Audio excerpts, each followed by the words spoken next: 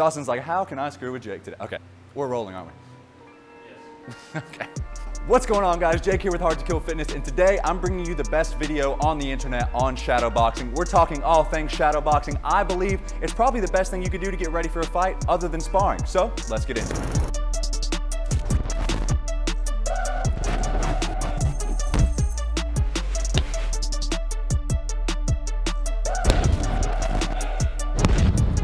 So guys, we're gonna be breaking this all down into kind of 4 main points, all right? So the first one is, what is shadowboxing? On a beginner level, then we're gonna talk about it on more of an advanced level. Then we're also gonna talk about things that you shouldn't be doing that you might be doing when you're shadowboxing.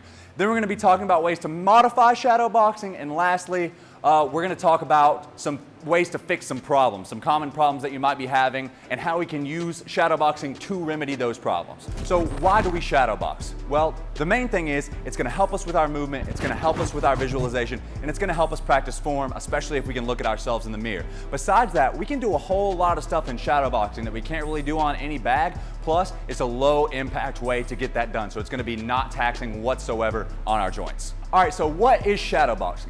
Punching the air. Thank you guys for coming out. Good job today, everybody. All right, really though, guys, that's basically what it is. We're simulating a fight, okay? So you're getting in your stance, you're pretending you're dancing around the ring with somebody, you're actually fighting. On a basic level, that's what it is. You're working on your techniques in the air. But to move past that, we wanna look at it as almost like a canvas, right? So you're supposed to be creative. So when I'm shadowboxing, I'm actually picturing different opponents every time. Sometimes I'm picturing a guy in a peekaboo stance, sometimes he's in the Philly shell, sometimes he's gonna be southpaw. And they have different styles too, you know? Sometimes they're really trying to be a shorter guy and get in there and throw the looping punches on me. Other times they're fighting me at range.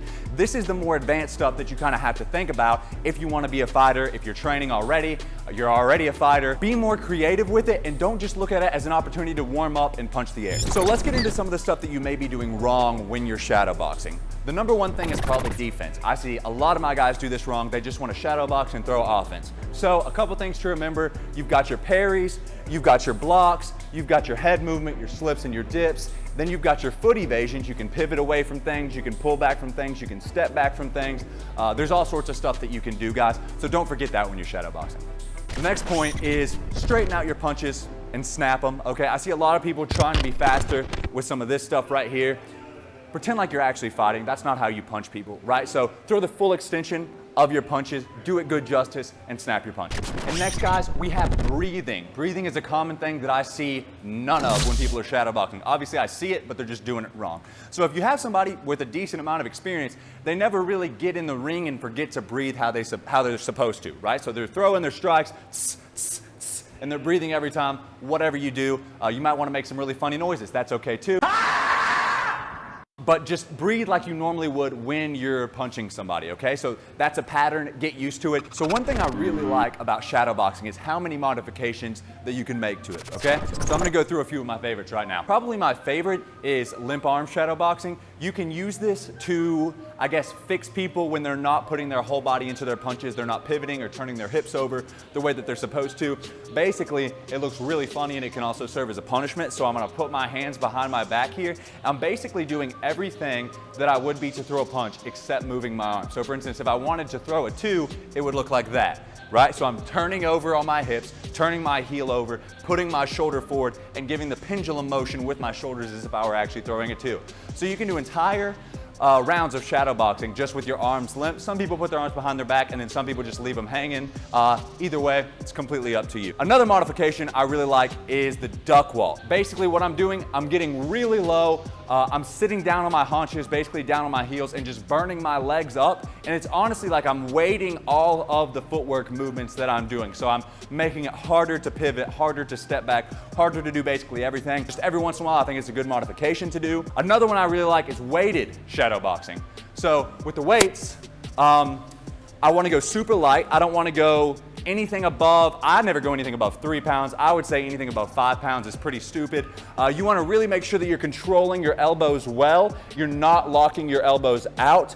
So you could do a full rotation and everything. You can get some speed in there, but then again, you're not slugging and locking the elbow out at the end. That's going to be injuries. But this thing can make your hands really fast. So it's a good one. Moving on now to the last one here. is we got put something circular down and practice your circular movement, okay? You can do this with cones. I like to do it with a tire with my guys, but if you guys are having trouble circling, it's a great tool to use. So another reason I like shadowboxing so much is because you can fix so many problems with it. So one of my favorite tools to use is if somebody's having trouble, for instance, keeping their right hand up, I'll make them do a round of shadowboxing where they have to grab onto their earlobe the whole time and leave their hand there. Right? So you can't remove your hand from the earlobe or you're wrong. You have to do 10 burpees or whatever it is, right? Another thing that you could do, if somebody has a problem rotating their punches, I didn't tell you to hand me that. You were supposed to hand me that. I didn't tell you. It's okay. Another thing I like to do is if they have trouble snapping their punches, take some sort of long stick. I like to use my dip sticks that I make people work head movement with. Put your hand in the middle of it, and it's basically like you're waiting the snap of your punch. So they need to see that quick rotation in whatever it is that they're holding, right? Another thing I like to do, shadowbox in a mirror. If you want to shadowbox in a mirror, it's a great way to keep your eye on yourself and identify any of your flaws. If you have a coach watching you, it's not necessarily as important, but if you're training on your own especially, shadowbox in a mirror, look at yourself, take a video of yourself, and it's a great way to fix your form. And lastly, guys, the fundamentals of boxing. So a pet peeve of mine as a coach, I'm guilty of it too, is seeing people ba, ba, ba, and then they're walking around for a second, talking to their buddies, doing whatever they want to do. So pretend like you're actually sparring. Remember the fundamentals of boxing, okay? So stay on the balls of your feet, keep your elbows tucked, keep your hands high, stay on target, stay balanced, tuck that chin down, and remember what you're there to do. That is all for today, guys. Thank you all for tuning in. If you want to learn how to throw some sick body shots, check out our last video on this YouTube channel. If you want to be more fit and harder to kill, check out the programs on Hard to Kill Fitness's website. We will see you next Thursday. Now get out there and box some, oh my God. Box some shadows. That's what I was gonna say. Again, thanks for tuning in, everyone. I'm Jake at Jabs with Jake. This video was produced by Dawson AV. For more on HTK, follow Hard to Kill Fitness on Instagram. If you enjoyed the video, please feel free to show some love and subscribe, and also send it to your training buddies. We'll see you next time.